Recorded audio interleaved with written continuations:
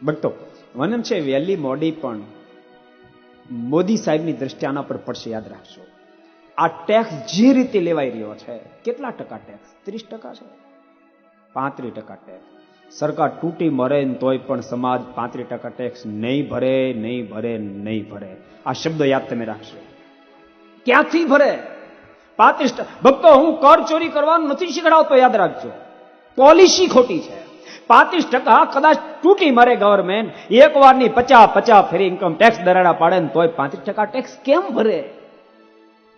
એ કમાવા જાય તો ખબર પડે. 35% ટેક્સ ભરે તો બચે શું? યાદ રાખજો ભક્તો, બીજા ખર્ચા કેટલા પ્રકારના હોય માણસ વિચારતો નથી. ટેક્સનો દર 35% ની જગ્યાએ 15% જો ગવર્મેન્ટ સમજીને કરી નાખે ને, હું એમ માનું છું એક વ્યક્તિ એવો ન હોય ઇન્કમ ટેક્સ ન ભરે, એક માણસ એવો ન નીકળે. અને ગવર્મેન્ટને આ જેટલી આવક થાય છે ઇન્કમ ટેક્સ ને, એના કરતા 10 ગણી આવક વધી જાય ગવર્મેન્ટ જો 35% ની જગ્યાએ 15% કરી નાખે તો. અને આખા દેશના લોકો પોતાનું નાણું જાહેર કરી દે. બાકી ગમે એટલું કે પોતાનું નાણું જાહેર કરે તો અમે આમ કરશું ને તો પછી આમ કરશું, તમે પોસાય તે કરો ને તોય પણ બધું નાણું જાહેર નહીં થાય. જાહેર કરાવવું છે તો તમે આવી જાઓ, અને આજ નહીં તો કાલ આ ડિસિઝન ગવર્મેન્ટ લેશે જ એવો મને ભરોસો છે. કારણ કે મોદી સાહેબ બહુ સૂઝવાળા છે.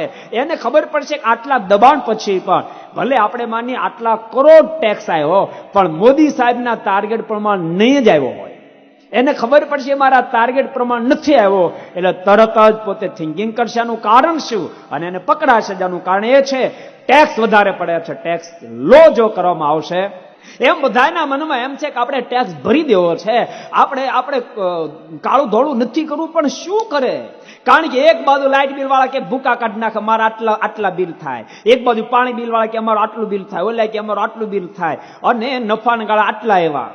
માટે ભક્તો બહુ સનાતન સત્ય કહું છું, સત્યતા જયારે પકડાશે ને ત્યારે પરિણામ આવશે. અને મને ભરોસો છે એક ને એક દાડો મોદી સાહેબ આ વાત ઉપર અનુસંધાન ટાંકવાના છે.